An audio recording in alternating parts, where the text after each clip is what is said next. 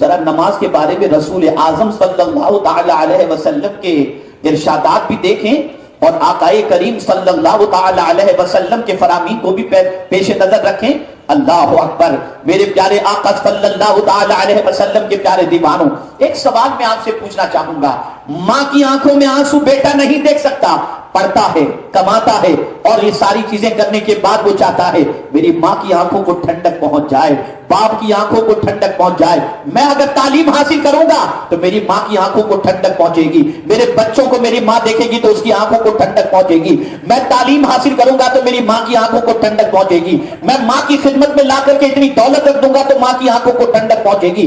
ایک بندہ، ایک بچہ اپنی ماں کی آنکھوں کو ٹھنڈک پہنچانے کی کوشش کرتا ہے. اسی طریقے سے میں بتانا چاہوں گا کہ بیوی کی آنکھوں کو ٹھنڈک کس چیز سے پہنچتی ہے تو آدمی سوچتا ہے میری بیوی کو زیور دوں گا اس کی آنکھیں ٹھنڈک ہو جائیں گی، قیمتی لباس لا کر دوں گا اس کی آنکھوں کو ٹھنڈک پہنچے گی. جاننے کی کوشش کرتا ہے شوہر، یہ جاننے کی کوشش کرتا ہے کہ بیوی کی آنکھوں کی ٹھنڈک کس میں ہے، ماں کی آنکھوں کی ٹھنڈک کس میں ہے. یہ بیٹا جاننے کی کوشش کرتا ہے. نادانوں، میں تم سے سوال پوچھتا ہوں، کبھی یہ جاننے کی بھی تم نے کوشش کی کہ نبی کی آنکھوں کی ٹھنڈک کس میں ہے؟ اگر آج تم یہ جانے ہوتے تو نماز کبھی قضا نہ کرتے، نماز کبھی نہ چھوڑتے. رسول اعظم صلی اللہ علیہ وسلم نے فرمایا کہ نماز میں میری آنکھوں کی ٹھنڈک ہے. اگر کوئی امتی نماز پڑھتا ہے تو مصطفیٰ پیارے کی آنکھوں کو ٹھنڈک نصیب ہو جایا کرتی ہے. ہم سب کو ٹھنڈک پہنچانے کی کوشش کرتے ہیں، حضور کو کب ٹھنڈک پہنچائیں گے؟ آقائے کریم صلی اللہ علیہ وسلم کی آنکھوں کو کب ٹھنڈک پہنچائیں گے؟ تو میرے پیارے آقا صلی اللہ تعالی علیہ وسلم کے پیارے دیوانوں، نماز کی پابندی کرو. اب آئیے میں آپ کو سمجھاتا ہوا چلوں. رسول گرامی وقار صلی اللہ تعالی علیہ وسلم جو بچوں سے بے پناہ محبت فرماتے، بچوں کا بڑا خیال فرماتے، بچوں کی بڑی فکر فرماتے، رحمت عالم صلی اللہ علیہ وسلم کی عادت کریمہ تھی. اللہ اکبر. جب مصلی امامت پر ہوتے اور کسی بچے کے رونے کی پیچھے سے آواز آتی تو سرکار نماز کو مختصر کر دیتے. صحابہ عرض کرتے حضور نماز اتنی مختصر کرنے کی وجہ کیا تھی؟ تو آقا فرماتے ایک بچے کے رونے کی آواز میں نے سنی تو میں نے سوچا رونے کی وجہ سے اس کی ماں پریشان نہ ہو جائے، اس لیے میں نے نماز کو مختصر کر دی تاکہ ماں اپنے بچے کو چپ کرا دے اور بچے کا رونا بند ہو جائے. جس بچے سے حضور اتنی محبت فرماتے ہوں، جس بچے کے حوالے سے حضور فرمائیں کہ بچوں کو بد دعا مت دو، جن بچوں کے حوالے سے حضور فرمائیں ان کے منہ پہ تماچا نہ مارو. اللہ اکبر. وہ رسول ارشاد فرماتے ہیں بچہ 7 سال کا ہو جائے تو نماز کا حکم دو اور 10 سال کا ہو تو مار کر نماز پڑھاؤ. 10 سال کا ہو تو سزا دے کر نماز پڑھاؤ. میں حیران ہوں جس بچے کو مارنے کے لیے حضور منع کرتے ہوں لیکن بات جب نماز کی آئے تو سرکار فرماتے ہیں سزا دے کر نماز پڑھاؤ. 10 سال کا ہو جائے. آقا بالغ تو ہوا نہیں، نماز تو فرض ہی نہیں ہوئی ابھی، مار کر نماز کی وجہ کیا ہے؟ تو یہاں اگر کچھ ڈاکٹر ہوں، یہاں اگر کچھ پڑھے لکھے زیادہ ہوں تو وہ سمجھنے کی کوشش کریں اور آپ بھی سمجھیں. 10 سال کی عمر میں بچے کو نماز کا مار کر کے نماز کی تعلیم دینا اور نماز کا پابند بنانے کا حکم اللہ کے رسول صلی اللہ علیہ وسلم نے کیوں عطا فرمایا؟ تو سنیے. بچہ جب 10 سال کا ہوتا ہے تو وہ بالغ ہونے کے قریب پہنچ رہا ہوتا ہے. اس وقت اس کی سوچ بدلتی رہتی ہے، جذبات اس کے بھڑکتے رہتے ہیں. ابھی بالغ تو نہیں ہوا لیکن بالغ ہونے سے پہلے اس کی کیفیت یہ ہوتی ہے کہ اس کے اندر جذبات بھڑکتے ہیں، اس کے اندر جذبات مشتعل ہوتے ہیں.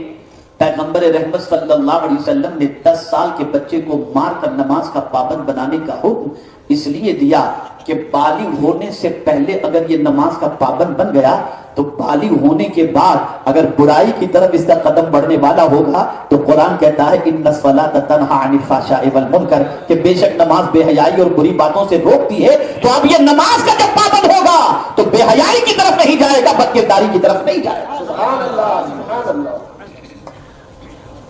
یہاں کوئی کہہ سکتا ہے بہت سارے نمازی بھی تو بگڑے ہوئے ہیں،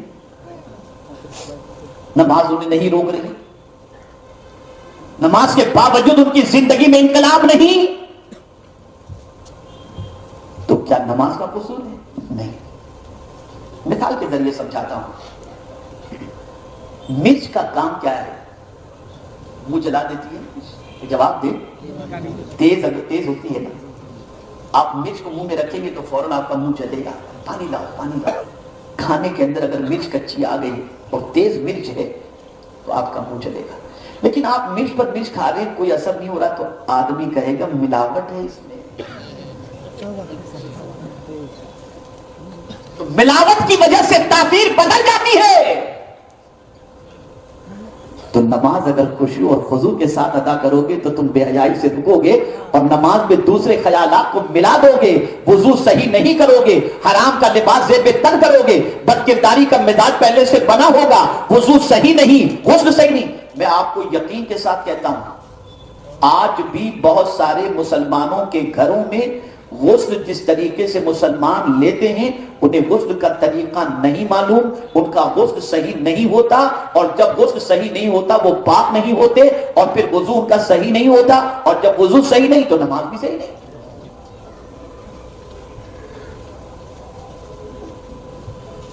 ایک دل پر ضرب لگانے والی بات اس کو، اگر کسی شخص نے 10 درہم کا کوئی کپڑا خریدا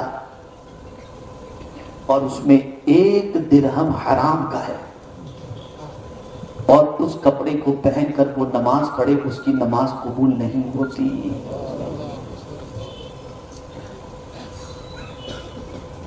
10 درہم کا کپڑا خریدا اور 1 درہم حرام کا ہے، نماز قبول نہیں ہوتی. اور اعلیٰ حضرت فرماتے ہیں کہ یہ جو پتنگ اڑائی جاتی ہے اس سے آدمی جو ہے مانجا لوٹتا ہے نا، دھاگا لوٹتا ہے. اعلیٰ حضرت فرماتے ہیں لوٹے ہوئے دھاگے سے اگر کسی نے کپڑا سلا اور اس کے بعد اس کپڑے کو پہن کر نماز پڑھی، وہ نماز مکروہ تحریمی ہے.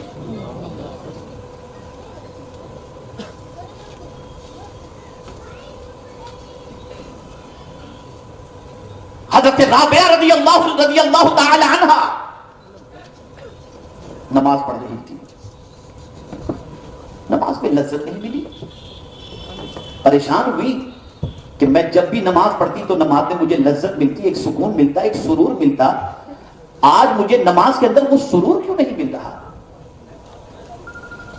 کافی غور کے بعد حضرت رابعہ رضی اللہ تعالی عنہ نے یہ سوچا کہ میں اپنے جسم پر جو لباس ہے اسے تبدیل کر لوں، شاید میرے کرتے کی وجہ سے یا قمیص کی وجہ سے یا کپڑے کی وجہ سے کچھ مسئلہ ہوگا. تو آپ گئی کمرے میں اور دوسرا قمیض آپ نے پہن لیا، یہ قمیض آپ نے اتار لیا. اب نماز پڑھتی تو نماز میں لذت مل گئی، نماز میں سرور ملا، نماز میں سکون ملا.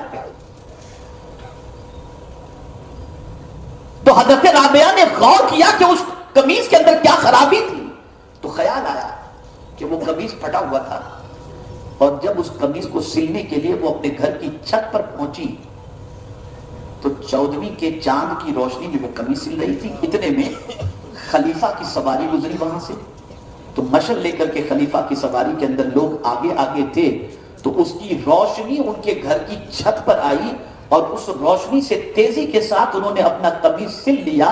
تو چونکہ خلیفے کے مشعل کی روشنی سے بغیر اس کی اجازت کے انہوں نے جو فائدہ اٹھایا، اس کی وجہ سے اللہ نے نماز کی لذت ان سے چھین لی لذت. تو بغیر اجازت کے صرف روشنی سے فائدہ اٹھا لیے تو نماز کی لذت چلی گئی. تو جو لاکھوں لوگوں کا کھا کے ڈکار تک نہیں لیتے اور پھر عمرہ بھی کریں، حج بھی کریں، داڑھی بھی رکھیں، سب کچھ کریں، کہاں سے فائدہ؟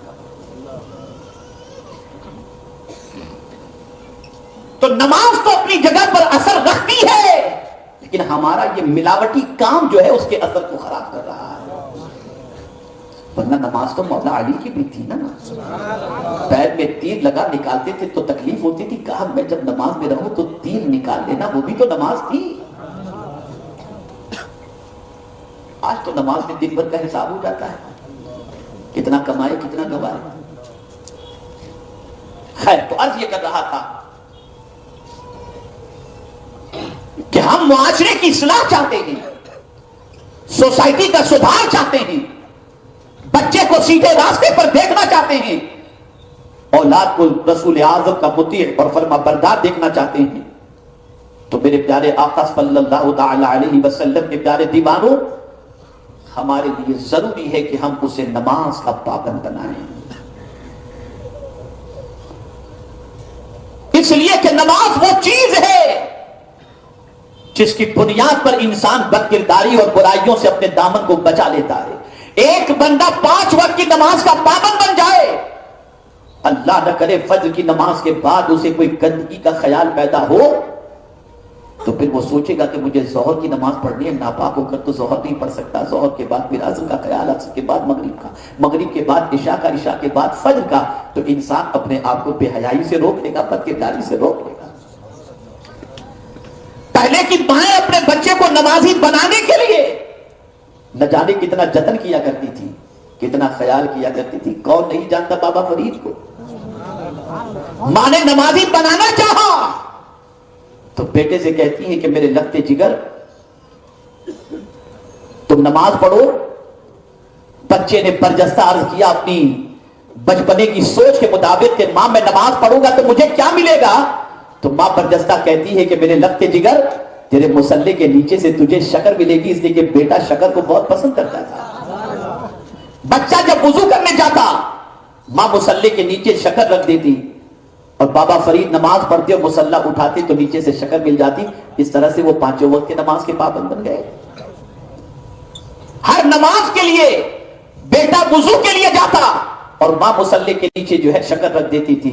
اپنے دوستوں کے ساتھ بابا فرید ایک مرتبہ کہیں روانہ ہوئے تو ماں نے سوچا یا اللہ میرا بیٹا چلا تو گیا ہے، نماز میرا بیٹا نہیں چھوڑے گا، لیکن آج جب میرا بیٹا نماز پڑھے گا تو مصلے کے نیچے شکر رکھنے والا تو کوئی نہیں ہوگا، کہیں ایسا نہ ہو کہ میرے بیٹے کو شکر نہ ملے اور میرا بیٹا نماز چھوڑ دے۔ اللہ کی بارگاہ میں سسکی لیتے ہوئے ماں دعائیں کرتی ہیں، میرے مولا میرے بیٹے کے لیے شکر کا غیب سے انتظام کر دینا تاکہ میرے بچے کے پاس میرا بھرم بھی رہ جائے اور وہ تیری بارگاہ میں سر جھکاتا رہے۔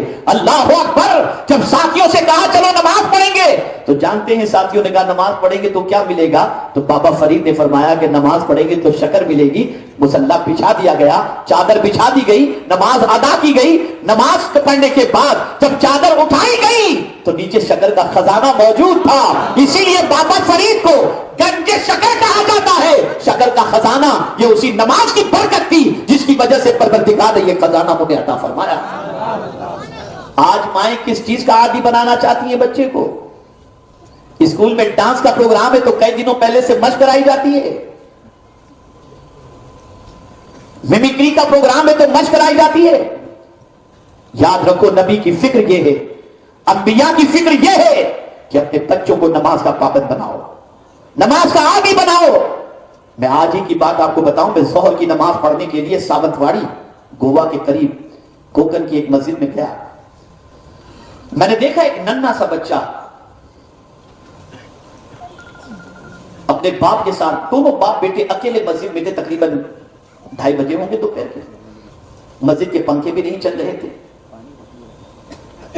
باپ اور بیٹا دونوں موجود۔ بیٹے کی عمر مشکل سے 4 سال کی رہی ہوگی کم و بیش۔ باپ تلاوت کر رہا تھا، بیٹا کھیل رہا تھا۔ تلاوت ختم ہوئی تو باپ نے قرآن اٹھایا رکھ دیا، سمپل بالکل، نہ داڑھی نہ کوئی چیز، لیکن اٹھایا قرآن شریف کی تلاوت کے بعد قرآن شریف رکھ دیا۔ اس کے بعد محراب کے پاس باپ آیا اور آنے کے بعد باپ نے سجدہ شکر یا سجدہ تلاوت جو بھی کیا ہوگا اس نے وہاں سجدہ کیا۔ تو آپ جانتے ہیں وہ 4 سال کا ننھا سا بچہ اپنے باپ کو سجدے میں دیکھ کر وہ باپ کی پیٹھ پر ہاتھ مارنے لگا اور کچھ کرنے لگا، تو باپ نے اس کو ہٹایا اور اس کو بھی سجدے میں لے گیا، بولے بیٹے دعا کر۔ وہ ننھا سا بچہ سجدے میں جا کر کے اے اللہ میرے ابا کو یہ دے وہ دے، وہ دعائیں کر رہا تھا۔ میں سوچا کہ جب بچہ سجدے میں جا کر کے یہ دعا کر رہا ہے ہم کو اتنا اچھا لگتا ہے تو اس قریب کو کتنا اچھا لگتا ہے۔ کیا کبھی ہم نے ایسی کوشش کی؟ جب آپ کو ہمارا بچہ سجدہ کرتے دیکھتا ہی نہیں، گالیاں بکتے دیکھتا ہے ماں کو، جھگڑے کرتے دیکھتا ہے ماں کو، سیریل دیکھتے دیکھتا ہے ماں باپ کو، تو سجدے کی تڑپ اس کے اندر پیدا کہاں سے ہوگی؟